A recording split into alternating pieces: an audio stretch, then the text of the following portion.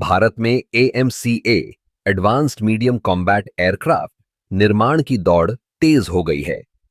इस क्षेत्र में हिंदुस्तान एरोनॉटिक्स लिमिटेड यानी HAL अपनी अनुभव और विशेषज्ञता के साथ सामने है।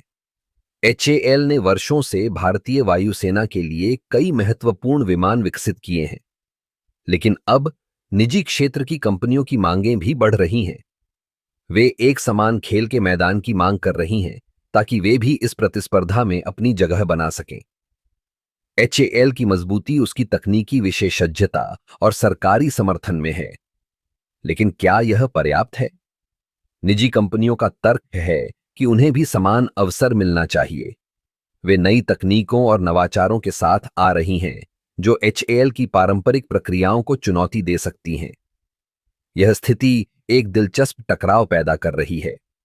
पारंपरिक रूप से HAL को सरकारी अनुबंधों में प्राथमिकता मिलती रही है, लेकिन अब जब निजी कंपनियां जैसे कि टाटा, महिंद्रा और HAL के साथ प्रतिस्पर्धा कर रही हैं, तो यह देखना दिलचस्प होगा कि क्या सरकार इन कंपनियों को भी समान अवसर प्रदान करेगी। क्या हम एक ऐसा माहौल देखेंगे जहां नवाचार और प्रतिस्पर्धा दोनों को बढ़ावा मिलेगा? पारिस्थितिकी तंत्र में बदलाव आ रहा है। निजी क्षेत्र की कंपनियों में नई सोच और तेजी से काम करने की क्षमता है। वे नए विचारों और तकनीकों के साथ आ रही हैं, जो न केवल लागत को कम कर सकती हैं, बल्कि उत्पादन की गति को भी बढ़ा सकती हैं। यह HAL के लिए एक चुनौती है, लेकिन साथ ही यह एक अवसर भी है। अगर HAL अपनी पारंपरिक प्रक्रियाओं को नहीं बदलेगा, तो उसे पीछे रह जाने का खतरा है। दूसरी ओर, निजी कंपनियों को भी यह सुनिश्चित करना होगा कि वे गुणवत्ता और विश्वसनीयता के मानकों को बनाए रखें। इस प्रतिस्पर्धा में अंततः लाभ किसका होगा? क्या यह HAL की अनुभव और स्थिरता होगी या फिर निजी क्षेत्र की नवाचार और गति? यह सवाल हमें सोचने पर मजबूर करता है।